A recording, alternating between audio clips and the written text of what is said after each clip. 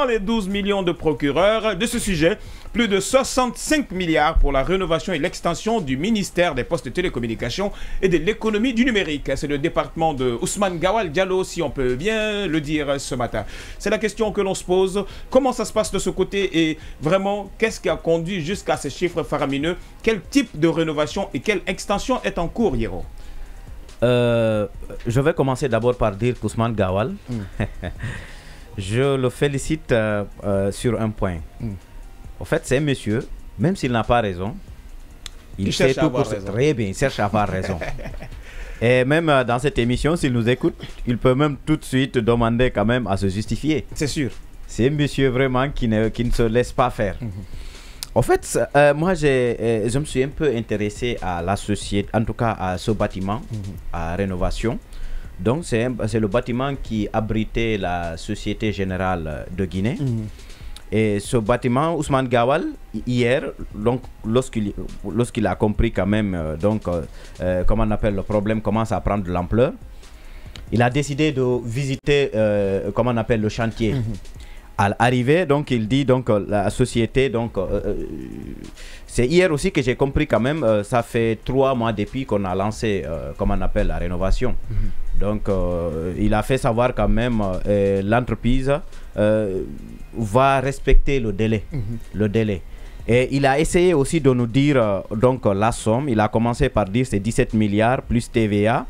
De l'autre côté aussi 600 milliards de TVA, c'est-à-dire le bâtiment. Milliards ou millions? Milliards, 17 milliards. Il a parlé d'abord de 17 milliards. 17 milliards d'un côté plus TVA. Non, qu'il est ça. En fait, quand on parle de marché public, c'est avec toutes ces prérogatives-là. C'est pourquoi on dit toute taxe confondue. Oui, très bien. Maintenant, de l'autre côté aussi, il dit de l'autre côté, c'est 60 milliards plus TVA, c'est ce qui fait 65 milliards. Ok. Il a essayé de justifier pour dire que bon, d'abord, son ministère, son département actuellement loge au niveau du bâtiment de l'ARPT. Donc, cela veut dire que après la rénovation, donc, le ministère et aussi Guinée Télécom et la Poste donc vont y abriteront bien.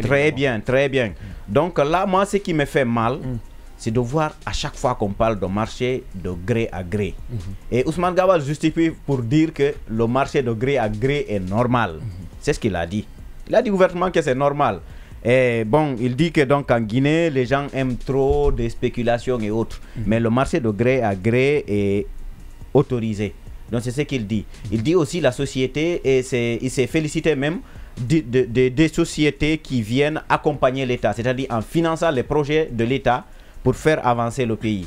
Donc je pense qu'aujourd'hui, à chaque fois qu'on parle de marché de gré à gré, sans pour autant connaître d'abord ce qui entoure, comment on appelle, ce qui, en tout cas, tourne autour de ce marché. Et normalement, je pense que le mot, il est là, l'amour, pardon. Tu as un problème avec son prénom, avec son nom de famille ce matin. Non, je vais prendre Pierre. Contrairement à moi, il est très patient. Hein. Tu me fais ça une fois, 2 fois. Je te dis, bon, mieux. Non, je vais prendre maintenant, je pense que Pierre, rappelle-moi Simon Pierre, je pense. Parce que vous savez, j'ai un ami. Pierre, tout simplement. Pierre. Faut couper court. J'ai un ami Lama, quoi. Donc, c'est ce qui fait souvent que. Voilà, c'est pas grave. On rebondit évidemment sur ce sujet avec Simon Pierre, on en parle ce matin. Et avec ces chiffres-là, plus de 65 milliards, des chiffres étourdissants ce matin, on en parle, hein, et ils trouvent des justificatifs, mais est-ce que c'est cohérent? Déjà, moi, je trouve qu'il n'y a pas de transparence, il faut le dire. C'est une mascarade, une façon de sortir de l'argent. On sait généralement, il est bien vrai que la loi offre la possibilité de marcher de gré à gré et d'appel d'offres restreints. Mais toujours est-il que même ces procédures-là sont encadrées. Lorsque vous prenez dans l'acte qu'on a vu, dans ce contrat-là, il faut dire que c'était un appel d'offres restreint. Et même dans cet appel d'offres restreint, il est dit qu'il y a quand même l'avis, il faut motiver que cette motivation-là soit acceptée par le ministre des Finances et le ministre des Finances et de l'Économie, et également que l'autorité de contrôle avalise également ce marché-là. Mais toujours est-il, il faut au moins 5 concurrents ou à défaut, sous proposition du ministre, qu'il y ait 3 concurrents. Alors, on se demande, est-ce que la procédure a été respectée? Ça, c'est une première interrogation. De l'autre côté, j'en viens pour dire que c'est devenu une pratique parce qu'il n'y a pas une semaine, on en parlait le cas du Premier ministre, où on disait que 6 milliards déjà, c'est trop. Évidemment. Alors, moi, et là, on parle de 65 milliards. De 65 milliards, ça m'intrigue. Parce que il faut rappeler aujourd'hui, c'est une question de priorité. Lorsque vous entendez, pour un citoyen lambda, qu'on clame que le gouvernement n'a pas d'argent. Pour un citoyen lambda qui est à l'intérieur du pays, qui n'a même pas d'accès de réseau téléphonique, c'est-à-dire dans son village, pour passer un appel, il faut qu'il se déplace au sommet de la montagne pour capter le réseau. Qu'on le dise que son ministère de tutelle va quand même rénover son bâtiment avec 65 milliards. Vous voyez l'écart, et que vous avez aujourd'hui des enfants abandonnés dans la rue, moins de 12 ans, qui ne sont pas scolarisés, qui vendent des sachets d'eau, qu'on dise que pour rénover seulement un bâtiment, qu'on nous parle de 65 milliards. Il y a l'extension également dedans, il ne faut pas oublier. Toujours est-il, mais le sac de ciment ne coûte pas 1 million. Le seau de peinture, c'est pas 4 millions. Il faut qu'on se dise la vérité. À un moment donné, il faut être réaliste. Il faut qu'on arrête de duper la population, qu'on arrête de se moquer de l'intelligence des gens. À un moment donné, il y a déjà une question de transparence qui est entremêlée. Et de l'autre côté, ce que je dis, si la procédure n'a pas été respectée dans l'élaboration du contrat, il faut aller plus loin. Il faut qu'il y ait un audit.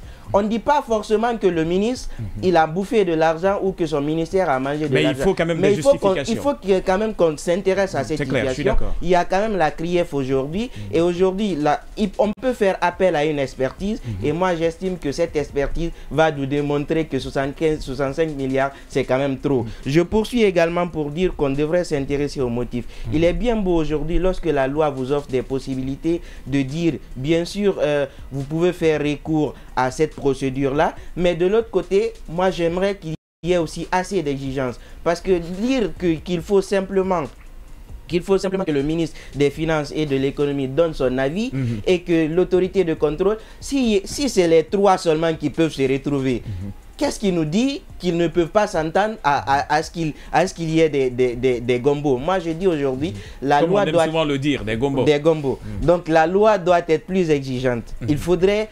Peut-être avec la nouvelle constitution, que même cette loi sur les marchés publics soit plus durcie. Parce que moi, j'estime qu'aujourd'hui, c'est un boulevard qui va permettre à ces ministres-là, à ces ministères-là, chacun va dire je veux rénover mon bâtiment, chacun va s'entendre avec le ministre de l'économie et des finances et il y aura des sorties massives d'argent. Et on ne sait pas, c'est un contrat, vous allez voir. Il y a souvent ce qu'on appelle en droit les contre-lettres. C'est-à-dire que la contre-lettre, on va vous montrer quelque chose qui est apparent, mais quelque part, les dessous, vous n'avez pas accès. Au fond, c'est pas ça. Donc, au fond, c'est pas ça. Moi, je me dis aujourd'hui, il y a un problème de transparence. Et je poursuis plus loin pour dire, le plus important aujourd'hui, pour clore, le plus important pour nous citoyens, c'est de bien vivre.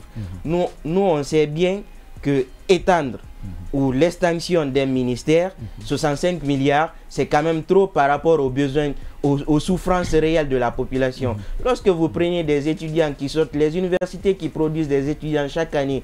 Et là, vous pensez objectivement qu'il faut s'atteler plutôt à d'autres problèmes, d'autres préoccupations de la population. Ou quand même rénover un ministère, quand même 65 milliards, même 10 milliards, 20 milliards, on peut le faire. Avec 6 milliards, on a parlé de la rénovation de la maison du Premier ministre, ça a crié. Maintenant, imaginez 6 milliards par rapport à 65 milliards, l'écart est énorme. L'écart est quand même énorme.